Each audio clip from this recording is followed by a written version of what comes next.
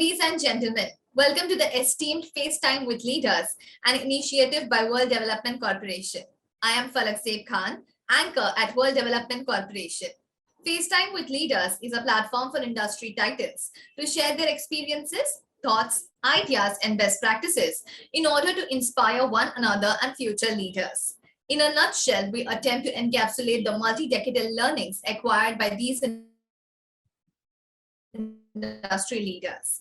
We also hope that by conducting these FaceTime with Leaders interviews, we can bring together a global community of eminent personalities. By bringing together such visionaries on one platform, we hope to play a part in inspiring the lives of other leaders. Great learnings from great leaders undoubtedly assist everyone by identifying, nurturing, and using the trade secrets that are proven success formulas for many. And this is what we aim for with these sessions by making them a gathering of industry stalwarts and a knowledge sharing community. We have one such industry titan on FaceTime with Leaders with us today, Ms. Hiya Bhattacharya. Hello, welcome Ms. Hiya. We are glad to have you here today with us on FaceTime with Leaders. Good evening, Falak. I'm fully delighted to be here with you all. Thanks so much. We are delighted to. Thank you so much.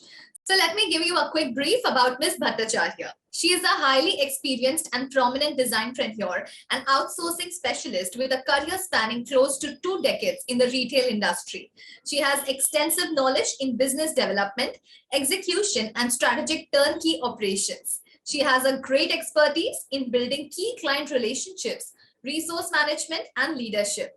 With a strong background in multi-product experience across various garment categories, she is skilled in conceptualizing, collections, product engineering, and sourcing, with a focus on driving product and organizational profitability. At present, she is the managing director of B&Z Global Sourcing Pte. Limited, Singapore. So, Ms. Bhattacharya, could you let our viewers know about your career journey so far and your professional accomplishments reaching the position of Managing Director at B&Z Global Sourcing?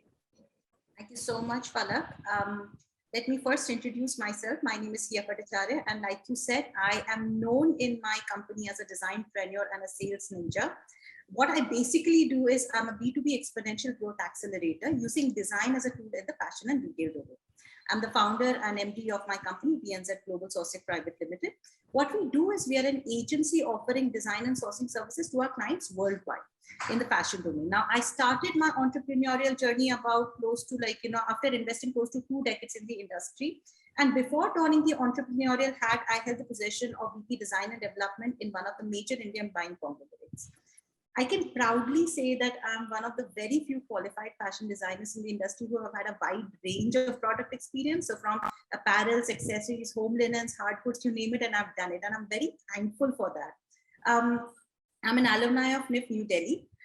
In the past, I've had the opportunity to work with some of the top manufacturers across the continent and have also had the pleasure of working with agencies of global repute. Now, what these experiences have done with me is they've helped me identify and shape my core strength, which lie in client servicing and ensuring smooth end-to-end product life management operations. And hence, I decided to start on my own venture.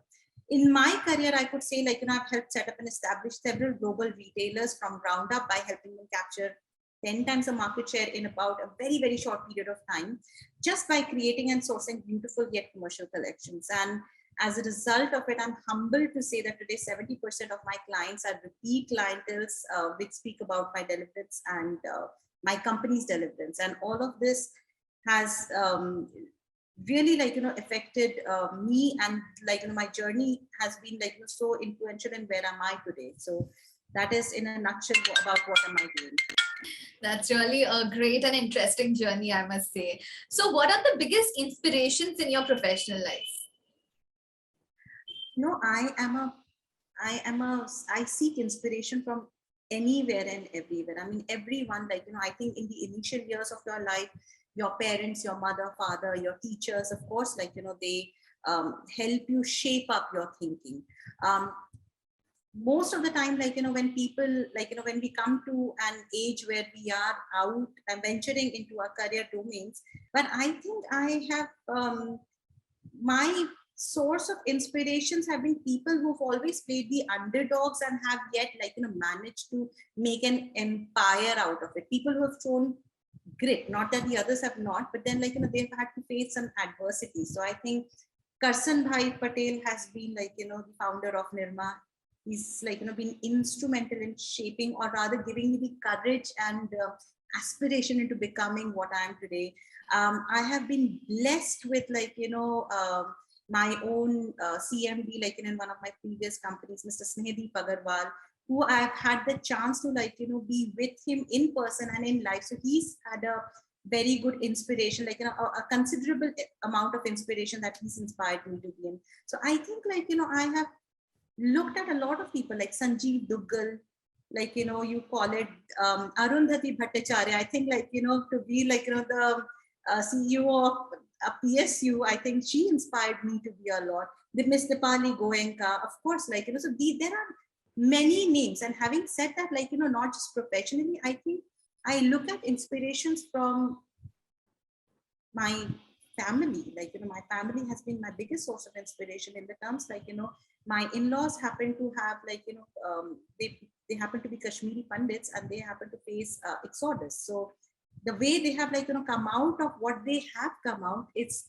inspiration beyond belief, like, how they have like, done. So I think I've been blessed with some good people around me, and who have really inspired my journey. So that's really very wonderful to know, and it's very important that like our surrounding and people around us also inspire us and support us. So I'm sure that it keeps us going and growing. absolutely, I totally Yes. agree with you on that. So I want to know, like, what are some of your biggest career ambitions? God's been very kind to me. I'll be very honest. God's been very kind to me. Um, I'm a hustler. All right. So I'll dream big. Okay. And God's been very kind to me, at least put me with the right people at the right time, at the right places. So of course, hard work goes in, but if these things do not happen, then your hard work does not pay off. So my biggest career ambition, you would not believe, was to, when I was really young, I still remember I wanted to own my company. I always knew that I wanted to be a leader. Now, I always came from both my side of my maternal side of the family, my paternal side of the family, and my marital side of the family. Everyone comes from like, a service set mindset. I always wanted to run my own company. Always, not because of anything, but I always had this, how do you say, the kida in me, like, to always like, have my own company, to deliver, like, so I think the fact that I could do it, the fact that like, I'm today sitting across like, and help, I have a good team who like, support me, and I'm support like, I'm responsible for that team. I happen to think of them as my own family. I think that is one of my biggest career ambitions that I believe I've already said. Now, what next? I want to create an empire. I want to create an empire which will change the entire face of how the world looks at India when we talk about private labeling, when we talk about white labeling, especially in the retail domain. It's ironic that India happens to have such a rich culture, rich heritage, rich fabric, and yet only 2% or max 3% of the world's global retail is what is like, being shown. I really want to change the entire system. That is my ambition that I'm working upon. I think like, it's a long way to go, but this is what that keeps like, me going all the time. So I want to create an empire which will change the face of India, much like how China has done. So like they've created monopoly. So this is what I see for India as well. And that is what I am really working on. Like, albeit I don't know if that is going to happen, but I'm contributing whatever I can in that direction. That's really very great and a wonderful thought, I must say. So that's a really great and wonderful thought, I must say. And when we talk about ESG, how and when did you develop an interest in ESG and corporate governance? Look, I'm going to be very honest with you. I'm fairly new into this ESG thing, but the thing is, like, I grabbed it. It just grabbed my interest very much because the values that are associated, all right, with ESG, environmental, social governance, it is the need of the hour right now. And then that, like, you know, that this curiosity, once I started getting to know it much better, I think that's when I developed a deeper interest into it. And that's exactly, like, you know, how I think, like, you know, whatever I know of it today has contributed to that factor. So even though, like, you know, I mean, it's very kind of you to say, like, you know, an ESG expert or whatever, but I think there's a lot to learn. I'm still learning, but yes, ESG is something that's very, very close to my heart, and it generates a lot of interest, and it should, rather, because especially in my field, especially in the retail and the fashion domain, I think the contribution that ESG can bring is huge. It's humongous. So I believe that is something we must look at, and also the need of the hour with the changing climate, with the changing sociology structures, with the changing societies. I think, like, you know, ESG is something that all stakeholders should be, like, you know, giving it a thought about. So not just the big companies, not just the public listed companies, but also the smaller companies, because the sooner you start, like, you know, the smaller you start, the easier it is to get into your process. Otherwise, it will become like a huge task to change your engine per se. So that is what my belief is. Really true indeed. So as an ESG and corporate governance expert, what values do you bring to the table? Okay, all right. So like I said, like, you know, what values, like, you know, especially sustainability, like, you know, let's break down ESG. All right. So let's, like, you know, ESG and corporate governance, like, you know, has a huge, like, you know, how do I say? They have a huge, they're a huge contribution towards, like, you know, the long-term business successes. That is something we all need to understand. Incorporating environmental and social considerations are not just the need, but that is also, like, you know, how new businesses are changing. Since we are becoming very empathy driven right now, these are, like, in these kind of corporate strategies have to be included in terms of operations, in terms of decision making, in terms of, like, you know, analyzing the results. So ESG is very, very important, and all companies will now need to think back, like, you know, what are they giving back to the society? That is something critical. What are the responsibilities? Like, you know, I would like to emphasize on the responsibility of corporations to their stakeholders, including shareholders, employees, customers, communities, and the environment. So, like, you know, all of us together will have to advocate together the responsible, like, you know, the usage of responsible business practices. And, like, you know, we have to prioritize ethical behavior. Transparency is something, like, you know, that we absolutely must take into consideration, and accountability, because accountability, transparency, and ethical behavior, all three of them go hand in hand. So this is something that is, like, you know, absolutely important, which I believe is critical to, like, you know, when you're laying down the foundations of ESG and corporate governance in your company. Diversity and inclusion has become another such, like, you know, topic, because earlier they used to say too many, like, you know, cooks spoil the broth. But now I think what has happened is, like, you know, the more inputs you have, like, you know, from different sectors of, like, you know, these the stakeholders in your company or in your organization, it just, like, you know, it just gives out a better result, because now, like, you know, the markets are changing, the processes are changing. So I think it's very, very important for us to have diversity and inclusion.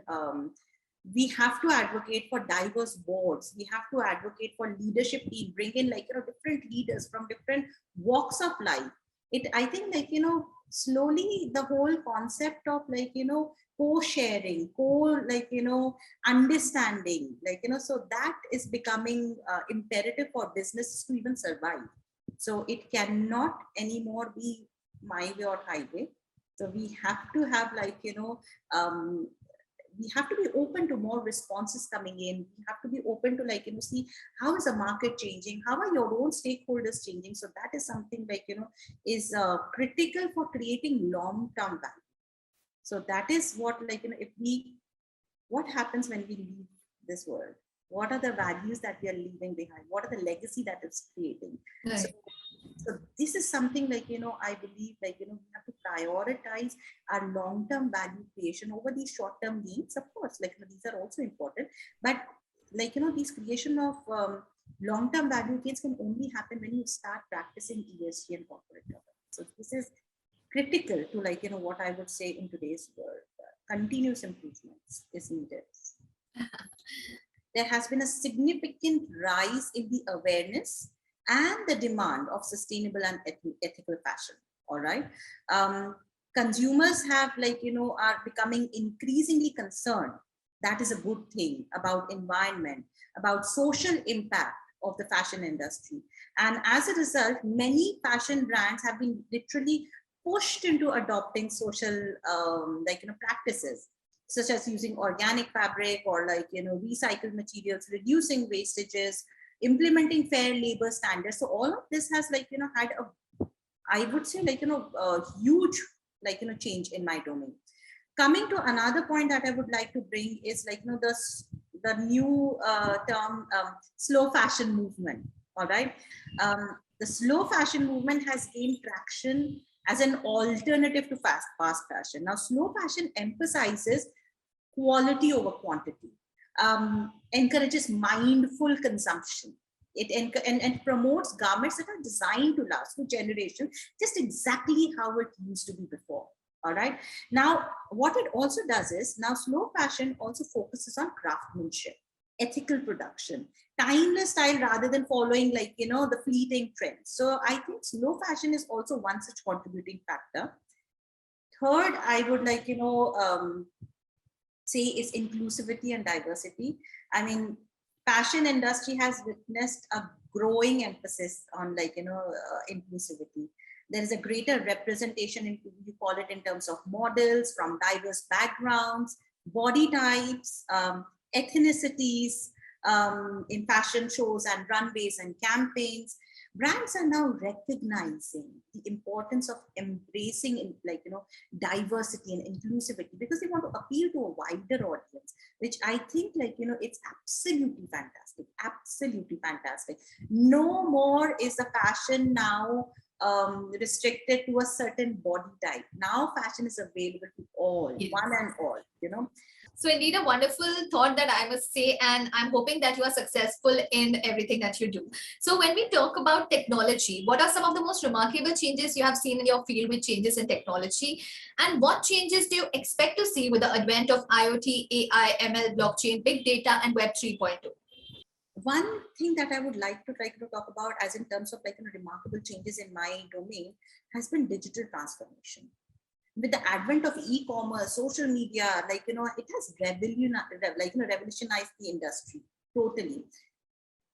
I still do not belong to the, like, the generation who would like to go online, but look at it, online shopping has become increasingly popular, enabling consumers, let me also tell it like that, like, it has enabled consumers to access a wide range of fashion products from anywhere and everywhere, which probably was not before.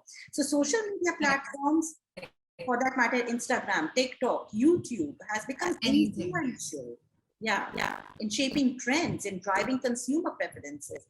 Technology, in terms of, like, another side of the technology would be, like, visual, virtual reality, augmented realities, which has literally enhanced, like, shopping experience. You do not have to try the physical garment anymore. Certain platforms offer you, like, how would you look in a particular top. Yes. So these kind of things have had a huge impact on the fashion domain. How wonderful is it that I don't have to step out of my house to try a shirt that is probably in one part, another part of the world. So I think this is what I call a remarkable change. Another, like, change that, I mean, fashion industry has seen a lot of changes. So another change that I would like to bring to your notice, I think, the acceptance, like I said, like, acceptance and celebration of gender neutral and fluid fashion. Fluid fashion is something that, like, I am absolutely very, very positive about. Many brands are now transitioning from the traditional gender boundaries and offering, like, neutral clothes, in terms of non-seasonal clothes, and, like, so the acceptance, whether you're masculine, feminine is no more so rigid. It's become so fluid.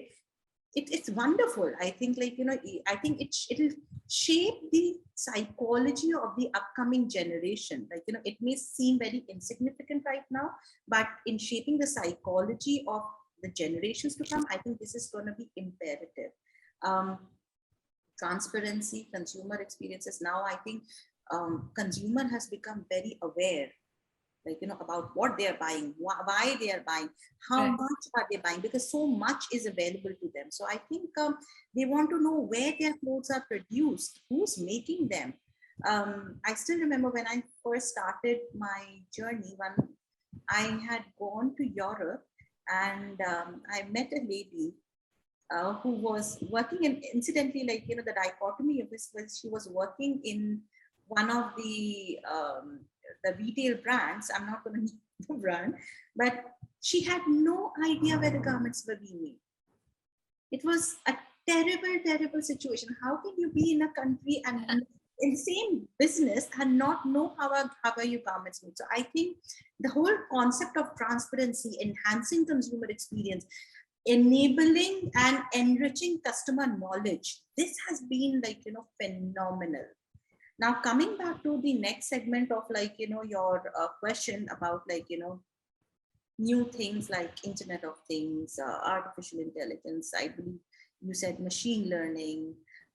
So all of these, like, absolutely have, like, had their own share of, like, revolutionizing the industry.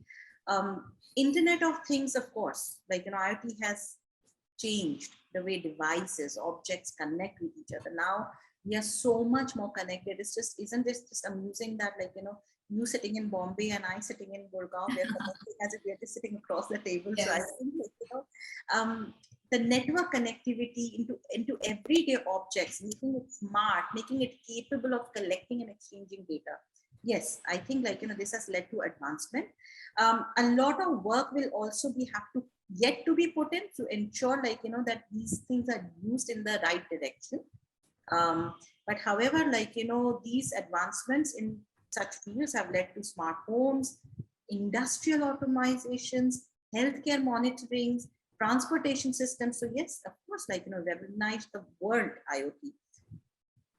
What can you talk about AI ML? I mean, even a child today that's talking about AI. Yes.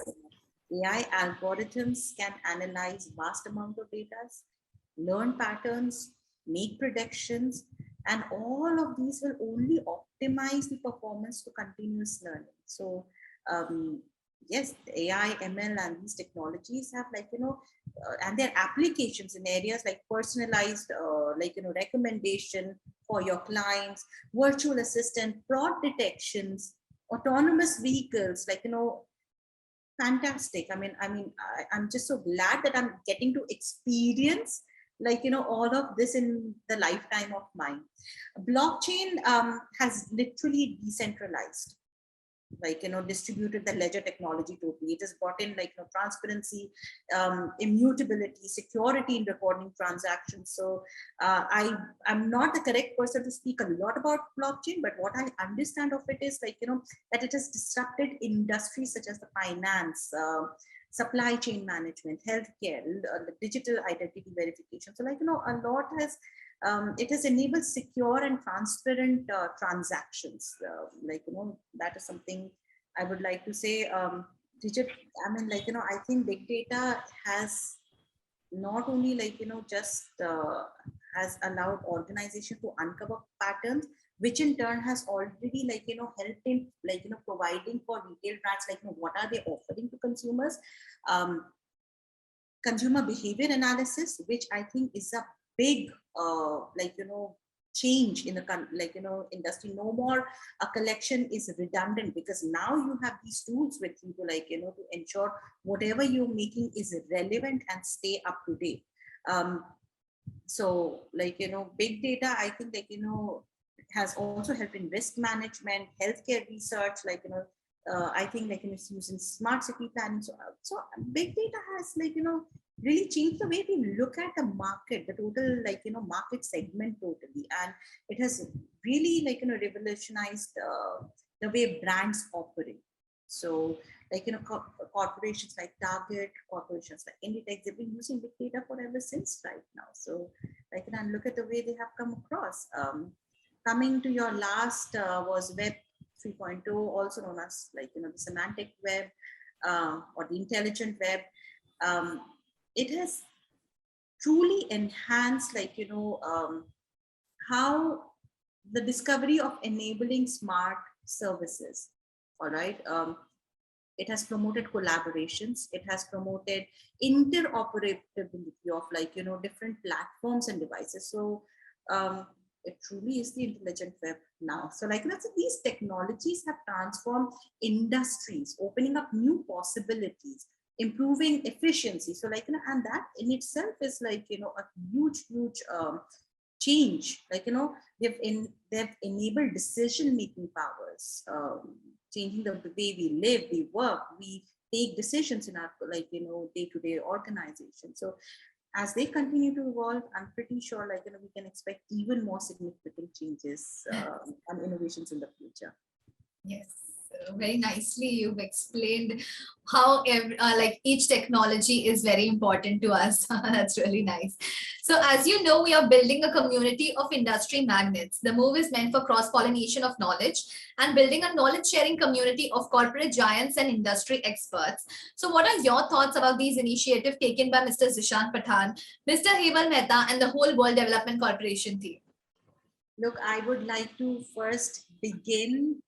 I mean, I cannot thank Mr. Pathan, Mr. Mehta, and the whole team of like, World Development Corporation enough. All right. The whole like, concept of creating a community of industry magnets, because like, what happens is when you take the entrepreneurial drive, it's one thing to learn about it, bookish knowledge, and it's another thing. And you're truly an entrepreneur only when you have gained experiential knowledge. And not all experiences have to be yours. Sometimes like, it can be an induced experiential knowledge as well. So I think like, in this regard, building even the thought or the concept of like, building a community of industry magnets, it's fantastic. And I would like to congratulate and I would like to thank Mr. Pathan and the whole team of like, the WC, like, World Development Corporation. Cross-pollination of knowledge is becomes so important because like I said, it brings in a lot of inclusivity. What happened, like, what you may have faced in your domain, I could take out learnings from there as well. So like, I think this whole sharing of knowledge, learning from each other, getting to know each other, getting to know each other's journey, I think it's a wonderful knowledge sharing community. So I'm proud to be a member of the World Development Corporation. And I really extend my thanks and my heartfelt gratitude to Mr. Pathan and Mr. Mehta and the entire team. That's so nice. Thank you for these really kind words. It was fantastic conversing with you, and I'm confident that your insights will inspire future leaders. Thank you, Hiya Bhattacharya, for joining us today. We wish you the best for your future endeavors. Moreover, trust that this initiative by Directors Institute unquestionably expanded the participants' understanding and enriched their minds. Thank you so much once again for joining us today on FaceTime with Leaders and for sharing all your wonderful insights, your career journey so far, and your different values and principles that you follow in your day-to-day life. I'm sure, everyone watching this, it is going to help them grow in their careers too. Thank you so much, Palak. And let me just say, like, I have learned a few things from you too today. Guys, so thank you so very much for being here with me, guiding me, like, through all of this. And I really appreciate it. Thank you so much. That's really kind. Thank you. Thank you so much.